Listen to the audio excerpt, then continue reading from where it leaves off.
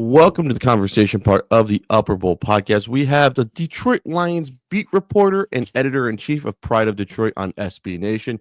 You've probably heard him down here in Miami on the Joe Rose Show when he did preview for the Lions Dolphins. I'd like to welcome to the show. I like to say I always like Lions fans way more because they actually want to talk football and not be an arrogant prick like Packer fans. Jeremy Reisman, welcome to the Upper Bowl podcast. How are you doing this morning? I'm doing good. I'll try to tone down my arrogant prickness as much as possible on this podcast. No, please. I like the arrogantness of Lions fans right now. I'll take that over the Packer fan being like strutting around like it's like they're like a University of Florida fan anyway. So how are you doing today? Yeah. And I gotta ask. Yeah. Are the Lions officially back since Dan Campbell's wearing glasses and doing play calling now? Listen, as a fellow glasses wearer myself, I can tell you, yes, they possess superpowers that we didn't really want to tell everyone about. But I mean, it's hard to say, given that they played a pretty bad Washington Commanders defense last week. Mm-hmm. But this isn't obviously the first time he's taken over play calling duties. And back in 2021, when the Lions were kind of hapless, he did give the Lions a little bit of a spark. And I do believe that he continues to be a little bit underrated for his football smarts. I do believe that he probably knows this offense front and back more than anyone else in that building. No shade against John Morton. I think they still think John Morton is a valuable asset to this team, but there are a lot of very, very promising things about Sunday's performance that can have you believing that, yeah, the offense is at least back to what the standard is here in Detroit. Definitely, I saw a lot like last couple of years. It's like by last couple of years, like 2022, you're starting to get it moving the offense a little bit.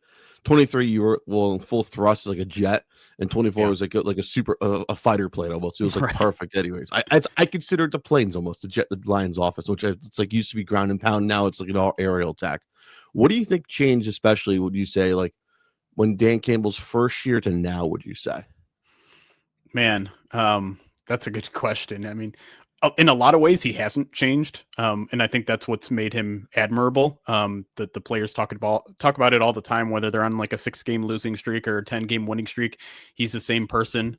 He has the same belief in his team, and I should say the Lions haven't been on a losing streak in 3 years. They haven't lost back-to-back games in 2022. So I guess we don't really know what he's like through true adversity, but in general, like I think he just is the same day-to-day guy. And he's so authentic in everything that he does that, I'm not going to say he hasn't grown or changed in what he does, but like the overall fundamental Dan Campbell that we saw on day one is still very much the same person that we're seeing now in year 5. Yeah, I think when I watched his year 1, it was a lot of growing pains. I feel like he had to clean up a lot of messes by Matt Patricia make. Was a complete gong show. I like to say the Patricia era of Detroit Lions football, and I feel like he's finally got it, like the culture and like the roster how he wants. And I think he's treated like how Sean Payton has organized the Saints almost. Yeah, to the Detroit Lions almost. That's how I compare it. I don't know how you guys view it. Yeah, I mean, Sean Payton's always an apt comparison with him because Sean Payton is like his mentor, like the guy that he talks about more than anyone else because he cut his teeth with the Saints there as a coach for, the first whatever years of his coaching career outside of the stint in Miami there. Culture was obviously, I think, the number one building block of what he wanted to do here. And it kind of took over in a hurry. And, I tried to tell Jets fans this because I think Aaron Glenn is doing something similar over in New York, where it's like, you're going to have to strip things down. You're going to have to go through adversity, but that adversity is actually going to be helpful because it's going to be able to tell you which players can go through that and which players are going to throw a fit and not be able to weather the adversity. Because whether you're 0-7 or 6-2 and you lose a game that you think you shouldn't have lost to the Vikings like the Lions did a couple weeks ago, you're going to go through adversity, and you want the people in that building, whether it's your coaching staff, your training staff, or your players, to be able to come in the next Monday, go back to work and improve. And so that is something that was at the forefront of that first year. They started at 10-1, and I think they found out a lot about the players in that locker room, which ones were going to stick around and be part of the foundation and which ones weren't. And that has gotten to them to where they are today. I always feel like there's 3 memorable games in the early years of Dan Campbell. The tie versus the Pittsburgh Steelers. Yeah. That's the one I remember. I had Sunday ticket back then, the original one. Yeah. And I was watching it because the Eagle game was late or something. I was watching that game. I was like, okay, this Lions team's on the rise. They're gonna fight. This ain't gonna be like the old pushover lines of Marty Morningway, Smooch, or Rod Marinelli. As I'm going through Lions past head coaches, and I think this team's gonna fight at least, which is nice to see, anyways. That's what I expect out of every NFC North team. You expect to fight tooth and nail, get the final throw in, and just make it a game.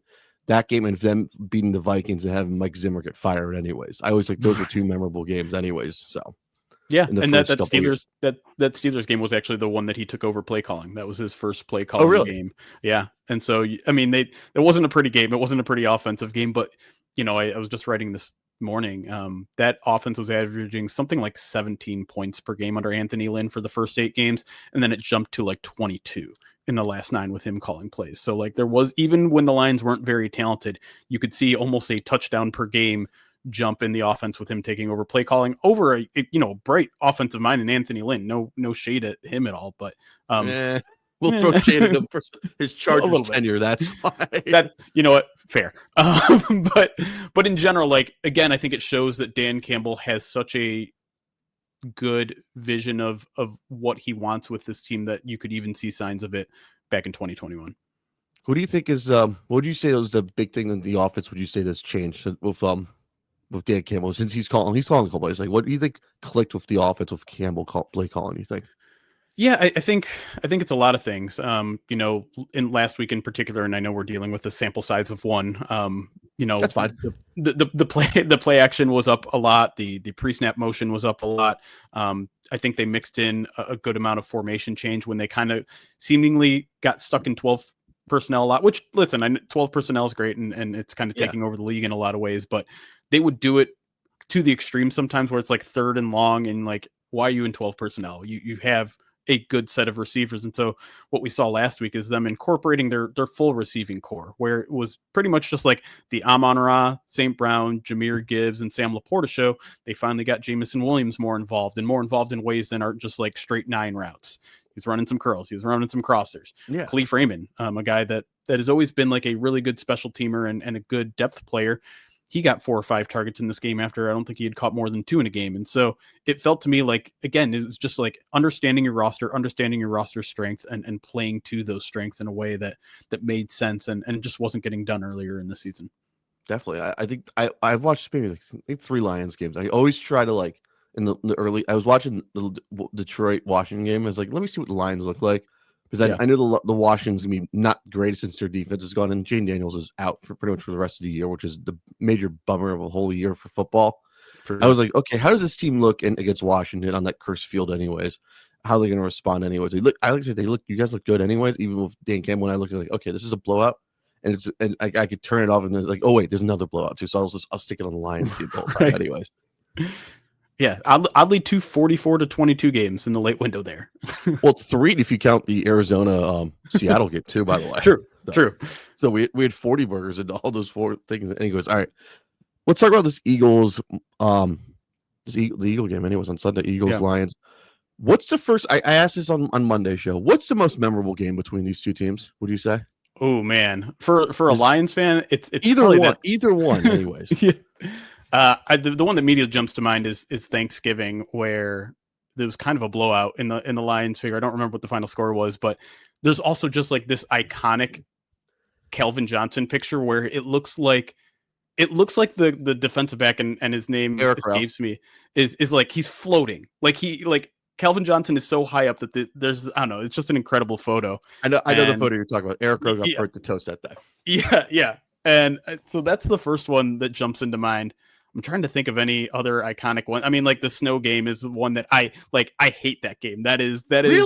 The bane of my existence. I was a bartender during that game at an old bar in Columbus. Not Columbus, I was Cambridge, Ohio, for college. I threw that game on and people got really mad at me for that. That's my favorite.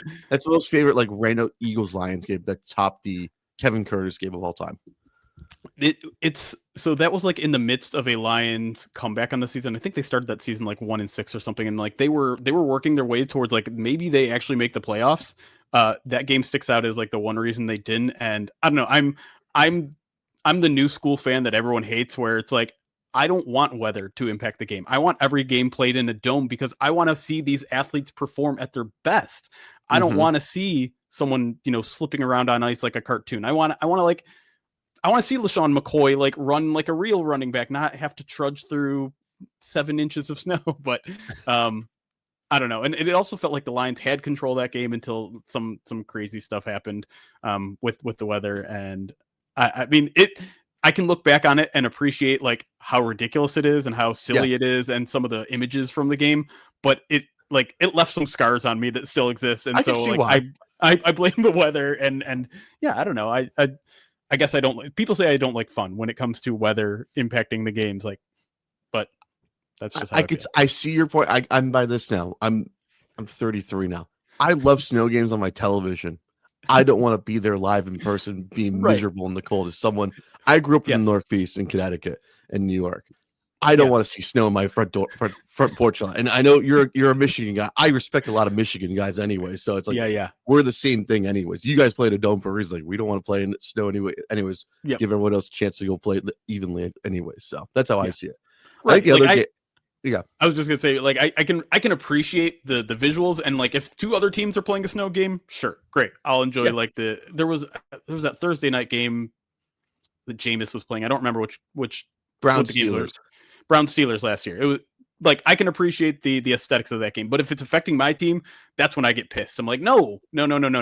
We need to see this Lions offense as it truly is supposed to be, not hampered by rain or snow or wind or whatever. Watch the Philadelphia get dumped by 20 inches of snow on Sunday. That's 100%. What do you if we do have weather on this?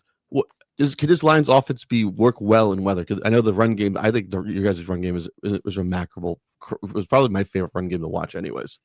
Yeah, I mean, I think that matchup is pretty good in the Lions' favor. I don't quite understand why the Eagles are struggling to run the ball and stop the run in ways that felt like defined that team over the past, I don't know, like 5, 6, 7 years, especially with the defensive front you guys have, especially with the running backs that you have. And listen, the Lions are kind of going through it a little bit in the run game. Maybe they figured things out last week, but they have basically 3 new interior starters. Graham Glasgow's taken over for Frank Ragnow. You had Christian Mahogany, a second-year player at left guard. Now he's replaced by Coyote Awashika, kind of a veteran that only has, I don't know, like a half dozen starts to his name. And then you have rookie Tate Ratledge at right guard. So there's been some growing pains there a little bit. But I think there is a belief that maybe they've turned the corner a little bit. Obviously, they put up 200 plus yards of rush. Also kind of stout up front when it comes to the interior of that defensive line. So, I do think if it becomes that kind of game, the Lions can and would fully be willing to adopt it. Like, at the heart of this team, they want to run the ball 30, 40 times a game, but they also know that if the game plan calls for something else, they'll go into something else. But I think if it does become kind of like a snow trudgy game, like I think that does favor the Lions a little bit. I think it'll be interesting. I think the problem with the Eagles with their run game this year, I think it's a new offensive coordinator. I think they've done like 4 offensive coordinators, which is unheard of. It's like it's crazy. Only 2 people can get head coaching jobs now. If you're an OC for Baker Mayfield or you're in charge of the Eagles offense, that's what I go by now. No, wait, you coach Baker, you get an offensive coordinator job. Oh, you're under Sean McVay, you can get an offensive coach. Oh, you're a name who's a hot name back in 2018 or 19. You should be a head coach, like Kellen Moore. Come be a head coach now, finally. Yeah, you get the stitch of Dallas over your thing. I think the other thing is I have not been happy with the offensive line play. Would you say? I look at their guard. I think they have their guard play mostly has been my biggest question mark. They lost a lot during free agency this past year. Yeah, like even though you still have you have Dickerson, you have Maliata, Lane Johnson's getting older. I've kind of been pounding the table quietly. Maybe I'm gonna get a little louder now these days with Lane Johnson. You may have to look for a new right tackle sooner or later because that he's been. I think he's probably the best draft pick out of that 2013 draft of all time. Anyways, when you look at it, and and also 12 years ago.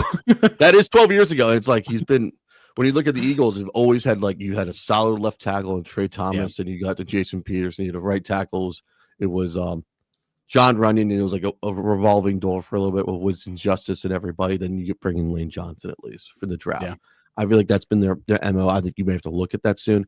And plus, Their center. I've not been Yeah. impressed by him anyways. The guy from Nebraska anyways. I'm blanking on his name right now, but Yeah. I have not. You I just filled in don't think for Jerkins, right? Yeah, Cam Jurgens. Cam Jurgens, Yeah. actually, that's Yeah. the name. I have not been Yeah. happy with him really. I think he's not. Everyone's like, oh, he could be next Kelsey. Like, no, no, no. There's never gonna be another Jason Kelsey. Like, Right. we just get a serviceable center at least who could stay healthy. And Brett Yeah. Tufts, he's all right. He's not my type of starter, anyways, but he could be like a nice backup, anyways. Yeah. So that's how I view the offensive line. Plus, I feel like there's so much expectations for Saquon Barkley to be the next insert 90s running back here who's going to break Eric Dickerson's record anyways. That's how I see it too. And it's like I looked at he's not going to hit 2,000 yards again this year. He's not Adrian Peterson too. So everything has to go perfect. Like last year, everything went super perfect anyways. So yeah. It's just interesting to see like such a year 1 to year 2 drop off with him in particular. But I'm sure there's, like you said, a lot of things going on, whether it's coordinator, offensive line stuff, and I mean, what Saquon's got to be getting up there in age too. Like there is kind of like that precipitous drop off that we see with running backs once they get around 30. I know, which is crazy. Which is really Saquon is 28 this year. Is 28, Okay. so he's 29 on February 9th, anyways. There you go. So and when you look, it's also when you look at it, it's like you can't do year 1 unless you could do what you did last year. Then you're Barry Sanders. Right. That's what I always say. That's my benchmark. Who's your favorite running back of all time? Who's the best running back? I always say Barry Sanders. That man could do anything, no matter what quarterback's handing him in the ball. Anyways, it doesn't matter if it's Scott Mitchell, Gus Farrat, or I can't think of any other lines quarterback. If I always say this, if you want to really be really great, you would have been a running back for Dan Marino. But the thing is, Dan Marino doesn't like to give the ball off because it's like having a brain surgeon work on hemorrhoids almost. As I quote the great bandage. Now I feel like you're buttering me up. Like there's what are you about to pull on me that you're saying like you're butter you got I'm not actually. I am not trying to butter you up anyway. There's no trap door here, huh? I don't have. I can't afford a trap door anyways. I'm not Hollywood over here. That's why. What do you think of that Monday Night Football game, the Eagles and Packers? That's a total snooze fest. Am I right on the Lions? If you're a Lions fan watching it, even I am kind of sometimes the guy that's like, this isn't a bad game. It's just really good defense. That's not what that felt like. That felt like just bad football. And all the primetime games were this week. Yeah, they really were. And as a Lions fan, it certainly took. I certainly took a little in seeing two strong NFC contenders not look very good in primetime. I don't know what's going on with the Packers offense, but I like that it's terrible. Because obviously the Lions just went through some offensive turmoil and decided to change play colors while, mind you, having the second highest scoring offense in football. What the Packers are going through seems like much more of an issue. And, I do give a lot of credit to both teams in stopping the run. Saquon was limited to pretty much nothing. Aaron Jones, not Aaron Jones. Sorry. Josh Jacobs. Thank you. I'm caught 2 years ago. Like nothing doing that entire game. So, that I think took both of the teams out of their comfort zone a little bit. But I'm continually surprised by how different a team can look week to week and how this is. I mean, it's just a week to week league, right? Like like I say, I call it a day to day league almost. I call it the NHL almost. Right. Where 2 weeks into the season, the Packers are this unbeatable behemoth that's going to rock the entire NFC, and now they're like talking about firing Matt LaFleur, and I'm like, what? How did we get here? And the Eagles. I kind of like that. Honestly, it's like we haven't seen this tension of the Packers since Mike Sherman was head coach, or Mike McCarthy at least. I feel like we kind of need that anyways for the league. And then the Eagles are just like this team that I don't know. I feel like they look like this every year where it's just like, are they actually good? I mean, but they keep winning and they're winning against the top NFC teams. So how can we discount that? Even though like if their style points were a thing, the Eagles would have like negative. I think it's like kids would call it negative aura. Negative aura. I'm going to use that. It's like I call it like the BCS almost. It's like if it's like the computer polls anyway. It's like oh, you're not blowing everybody out. We're gonna lower your ranking almost. Like what are we doing here anyways? Right. It's like we're not computer poll. This is the NFL. This is not Saturday in the Big Ten or the ACC or the Big East back in the day. Right.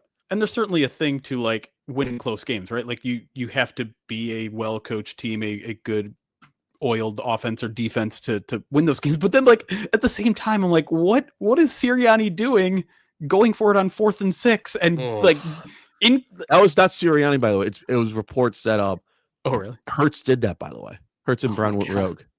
So I've had people were asking me, I saw it in Philly radio. It was actually Hurts and Brown. Like, oh wow. Anyways, but that only adds to my skepticism. Like, I still think the Eagles are the team to beat. They're first in the conference. They're Super Bowl returning champions. But when weird things happen like that at the end of the game and you barely escape them, I'm like, at some point that's going to bite you. At some point, it's going to catch up to you. And it hasn't caught up to the Eagles yet, and so maybe it just never will. Maybe the universe just works that way. But like, I don't know. It just feels like there's some sort of reckoning coming for the Philadelphia Eagles at some point, because they just don't look like the number one team in the conference, even though they are. I call it a union thing. That's what I call it. It's usually when they promote a new offensive coordinator from inside, it never works anyways. And they go outside the building, they look a lot better anyways. So that's how I view it.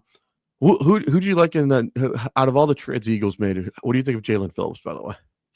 It's an interesting one because that was a name that popped up for some Lions fans. I didn't think it was a great fit for Detroit, but I mean, he obviously had a really strong game, and it's just so weird to me that the Eagles have been searching for this edge all season, and going back to the offseason, obviously, because they had to let some good guys go in free agency. Mm-hmm. When you have the interior presence that the Eagles do, it almost feels like just throw a body out there. The interior is just going to get all the pressure. All you need to do is beat one guy. Mm-hmm.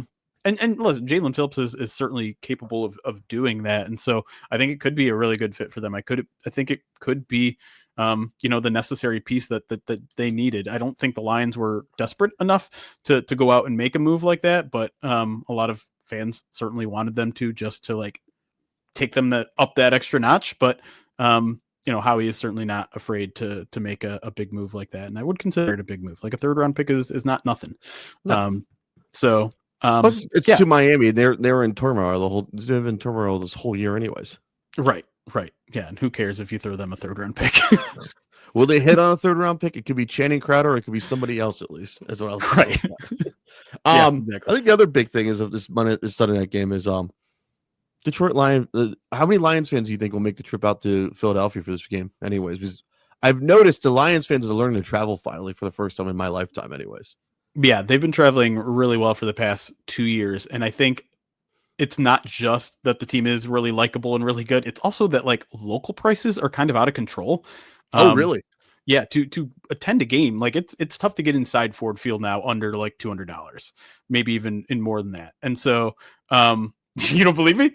No, I grew up with Eagles Giant prices. Okay. And like those prices are insane. When I come down here, it's like, I think the most I spent was Tampa was for our lower level in the shade was around $330 each. Oh, really? Yeah, Tampa tickets are I always say this. Tampa tickets are the most expensive ones in the state of Florida because it's the only NFC team, and everybody comes down for that.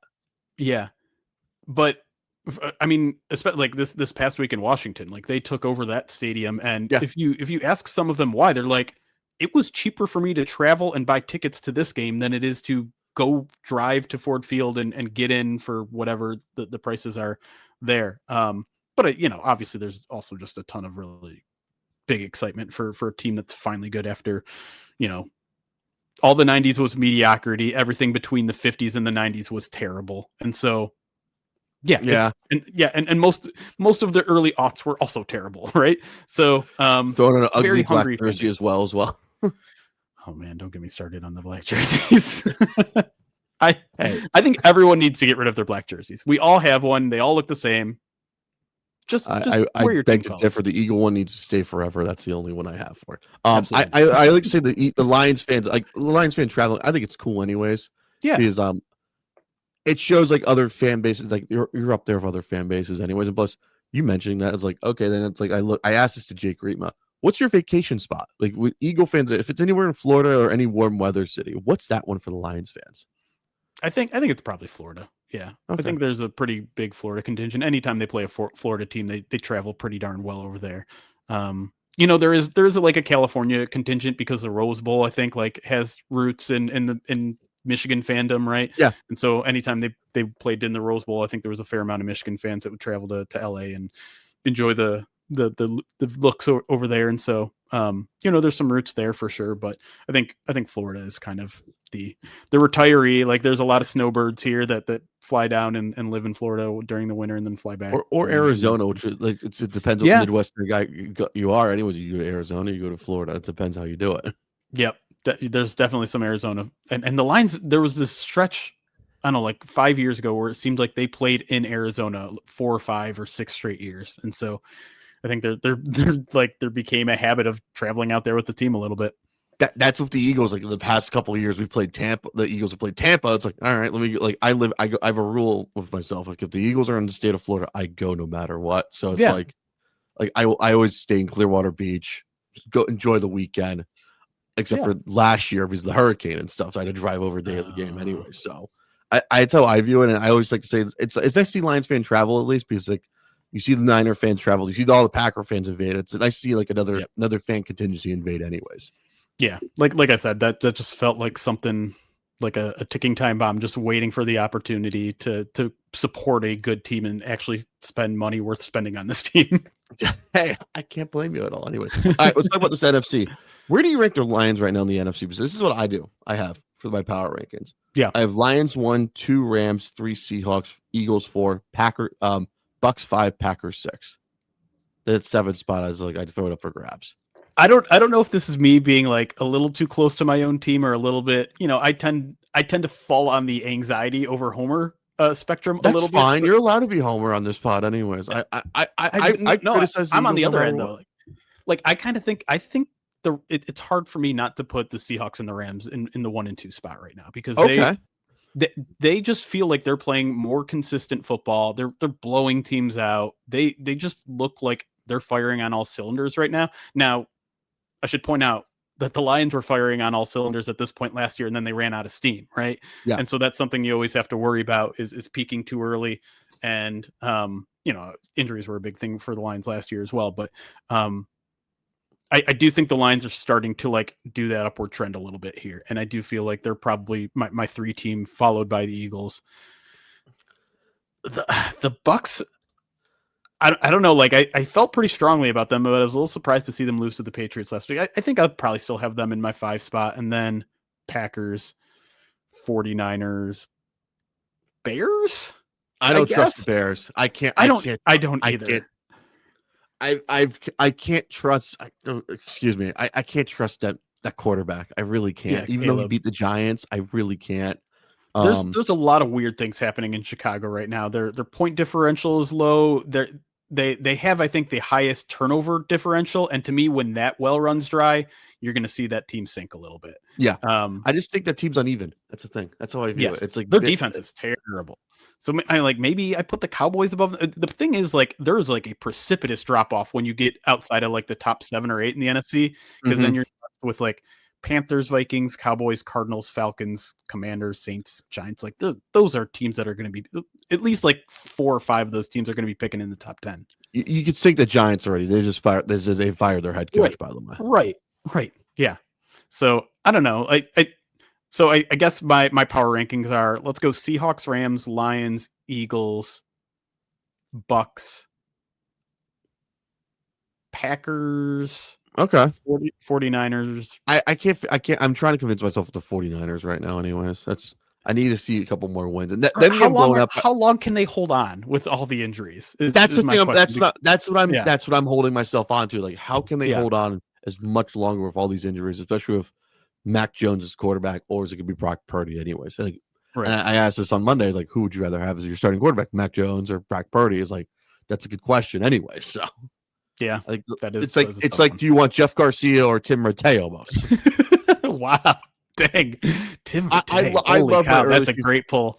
I love my early 2000s NFL. I really do. Being stuck in the snow, you watch many random teams, anyways. I tell this to every Niner fan, like, "Where's your Tim Rattay jersey?" And they get really mad at me, anyways.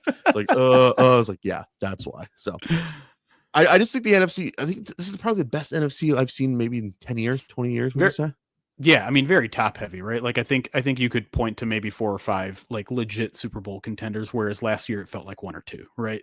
Um, so Yeah, yeah, it felt like 1 or 2 like last year, and then it was like we were just throwing darts last year. This year, it's like this is probably the best NFC we've had, and like the AFC's wide open, anyways. right. Yeah, I think that's part of why it looks like the NFC is so strong is because, like, if I'm not mistaken, the Chiefs, the Ravens are both out of a playoff spot. The Bills are like in the 6 or 7 spot, and Mm-hmm. so like these teams that we've always viewed as the king of the AFC for the past 6-7 years are very much like not that good, and suddenly we have to question things like, are the Indianapolis Colts actually good?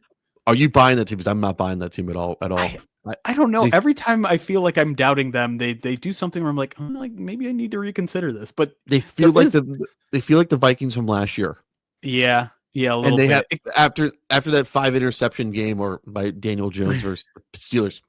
Yeah, I'm like I you're am out. not on You're this. out. I'm way off that building. Anyways, that's how I view it. Yeah. Because it's like I look at it, it's like the AFC looks super like we're just throwing darts and like do we? I say this. I know you're a Michigan guy. Do we trust Jim Harbaugh and the San Diego Chargers at least?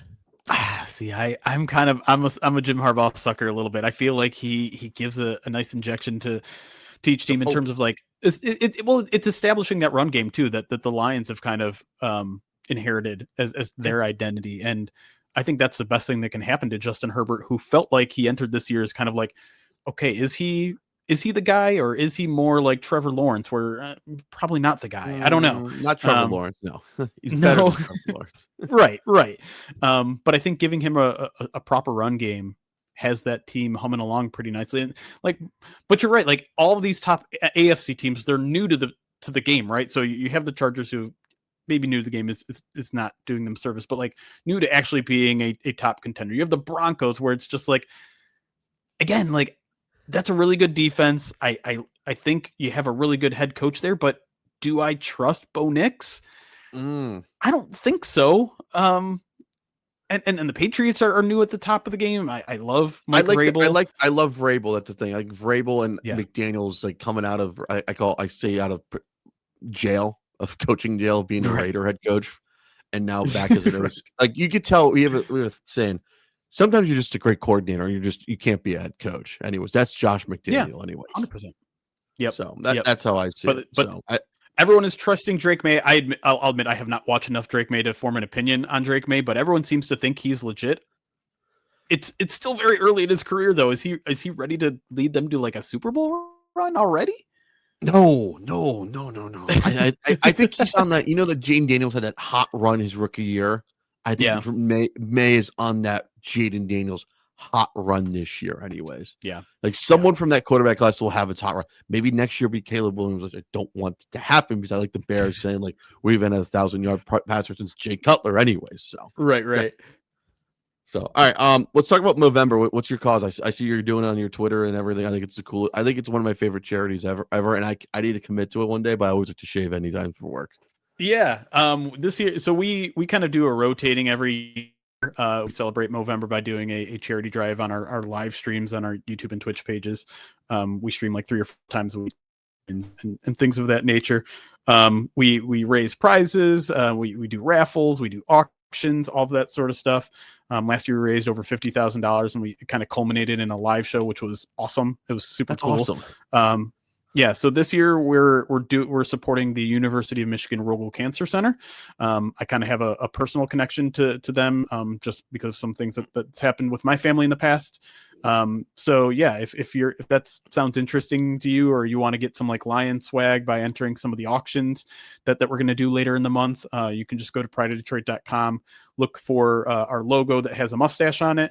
And it has a whole list of all the things that you can get with your donations, all the auctions that we're doing, anything you want to know about the University of Michigan Rogel Cancer Center is there as well. And so it's a really fun thing. One thing I always like to do if I'm talking with someone that covers the opponent is like, hey, if your team beats the Lions, why don't you come on over, troll us with if they score 35 on the Lions, troll us with a $35 donation. Okay, all righty. Yeah. Send me a link then, and then I'll do that. Then. So Absolutely. I have some money. I'll get paid already. So all right, yeah, that's awesome. Yeah, well, so definitely check out that. It's on your Twitter page. Follow them at Yep. Detroit Online Jeremy Reisman, this was a great conversation. Maybe I would say maybe this is the first game of 2 games this year for the I love Eagles that. and Lions in the NFC. So we'll definitely have. I like to say the door is open, so just kick it in anytime, anyways, as Eminem would say. Absolutely. I mean, as Ross Tucker, who I talked to last year in the Lions lead up, has already said this week, like this is the NFC. This game is the NFC Championship game we all deserved last year, but we didn't get. Yes. Like I was ready to travel to Detroit anyways. I was looking at flights Yeah. anyways, and you guys and the Lions lost on a Saturday. I was like, crap anyways. So that's how I viewed it. So hopefully we get that this year. Jeremy, thank you for coming on the podcast. You're a recurring guest of the pod, so thank you. Of course, no problem at all. Thanks for having me.